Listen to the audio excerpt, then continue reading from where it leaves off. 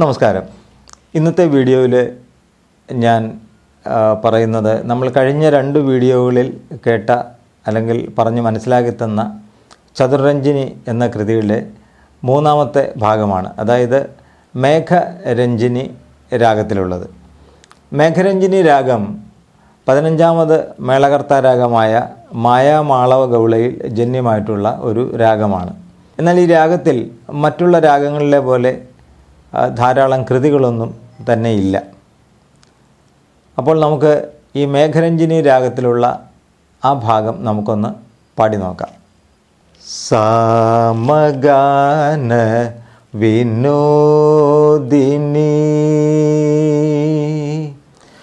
സാമഗാന വിനോദിനി അംബ സാമഗാന വിനോദിനി അംബ സാമഗാന വിനോദിനി ശശാങ്കവദനെ മാരജനനി മേഘരഞ്ജനി ശശാങ്കവദനെ മാരജനനി മേഘരഞ്ജനി നീസാ നിനി സസനിനി മമ നിനി മാനി മമ നിനി മമ ഗഗരിരി നീസ. ഇതാണ് ഈ ഭാഗത്തെ സ്വരം. ഇതിന് ശേഷം നമ്മൾ ഇതിനു മുമ്പ് പഠിച്ച ജനരഞ്ജിനി രാഗത്തിലുള്ള ഭാഗത്തെ സ്വരം പാടും. അതിനുശേഷം രഞ്ജിനി രാഗത്തിലെ ആ സ്വരവും പാടിയാണ് നമ്മൾ ഇതിൻ്റെ അടുത്ത ഭാഗത്തിലോട്ട് കടക്കുന്നത്. അങ്ങനെയാണ് ഈ കീർത്തനം പാടുന്നതിൻ്റെ ഒരു രീതി.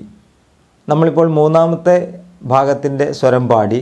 അതിനുശേഷം നമ്മൾ കഴിഞ്ഞ ക്ലാസ്സിൽ പഠിച്ച ഭാഗത്തിൻ്റെ ആ സ്വരം സന്നിധ മഗരി ഗമ മനിത മഗരി സരിഗ ഗമഗാരി സനിധനി സന്നിധ മഗരി ഗമ മനിത മഗരി സരിഗ ഗമഗാരി സനിധനി സരിഗ സാ സനിധ സ സരിഗ മദ സാ സനിധനി നിധ മഗ മഗ സ സരിഗ സ സനിധ സ സരിഗ മദ സാ സനിധനി നിധ മഗ മഗ സ. ഇത്രയും പാടിയിട്ട് ഇനി അടുത്ത 4ാമത്തെ ഭാഗത്തിലോട്ട് നമ്മൾ കടക്കും. അനുചരണത്തിലോട്ട് നമ്മൾ കടക്കും. ഇങ്ങനെയാണ് ഈ കീർത്തനം പാടുന്ന ഒരു രീതി. അപ്പോൾ ഇതിൻ്റെ 4ാമത്തെ ഭാഗം നമുക്ക് അടുത്ത ക്ലാസ്സിൽ നോക്കാം. ഞങ്ങളുടെ ഈ ചാനൽ സബ്സ്ക്രൈബ് ചെയ്യാത്തവർ സബ്സ്ക്രൈബ് ചെയ്യുക. കൂടുതൽ സംഗീതപരമായിട്ടുള്ള അറിവുകൾ നിങ്ങൾക്ക് ഈ ചാനലിലൂടെ ലഭിക്കുന്നതാണ്.